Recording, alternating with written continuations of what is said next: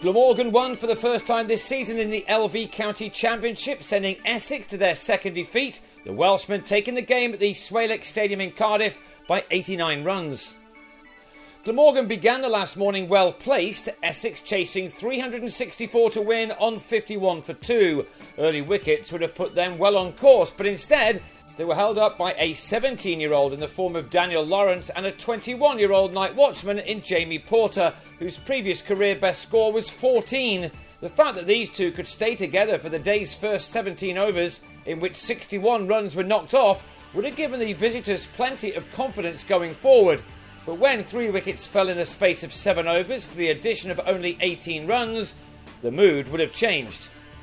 Lawrence had remained positive in scoring his 43 runs, but an attacking shot brought about his downfall as he clipped a ball from Andrew Salter straight into the hands of Chris Cook at mid-wicket. Salter then switched to around the wicket to remove James Foster for 9, the bowler himself completing the dismissal with a good low catch. Porter had stuck around for 110 minutes, playing his role very well, but when he chose the wrong ball from Michael Hogan to pull to go for 34, Essex were in a hole on 130 for 5. 3 wickets in the morning session would have done Glamorgan well. They of course would have liked some more, but they were denied that by Kishan Vellani and Ryan Tenduscarter, who batted through to lunch, by which time the total read 158 for 5. On Essex's side was that, under some warm sunshine at last in South Wales, the pitch was playing as well as it had throughout this match. Salter was given plenty of overs to try to make use of a fourth day surface.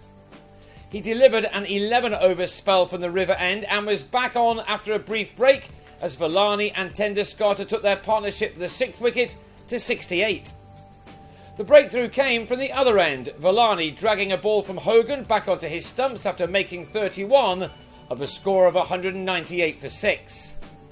That meant that the second of Essex's 17-year-olds, debutant Callum Taylor, came out to bat under real pressure. He would have been thankful to have someone of Tenduscarter's experience at the other end, although Taylor did show a maturity beyond his years in making 22 out of a stand of 44 for wicket number 7. Within that, Tenduscarter, who top scored with 49 in Essex's first innings, went to a half-century this time off 90 balls, reaching it with his 7th 4. He played well within himself, but was providing the glue which was keeping this innings together. But Glamorgan went to tea, buoyed by the wicket of Taylor. Graham Wagg thrilled to find the edge of his bat, and then watching Colin Ingram hold on at first slip. So Essex went to the break on 254 for 7. They needed 110 runs to win. Glamorgan 3 wickets, and with Tenduscarter still in, this was still anyone's game. But Glamorgan grabbed the first of the wickets they needed in the last session's 3rd over. Graham Napier nicking off to Craig Macheda, who delivered a ball which bounced a bit more than some others. Tenduscarter can't have been too pleased with the mode of Adil Malik's dismissal, and Macheda's next over, a slog sending the ball into the batsman's leg stump. And in the next over it was suddenly all over. Last man David Masters held above his head by Jacques Rudolph off Hogan. Tenduscarter was left unbeaten on 74 after 3 hours at the crease, as Essex were all out for 274 to lose by 89 runs. Salter's 3 for 54, the best of his career. The victory, Glamorgan's first, earned them 22 points, while Essex had to settle for the 4 that their injury-ravaged side could manage. They are now in the bottom 2 of the second division table, while Glamorgan move into the top 3.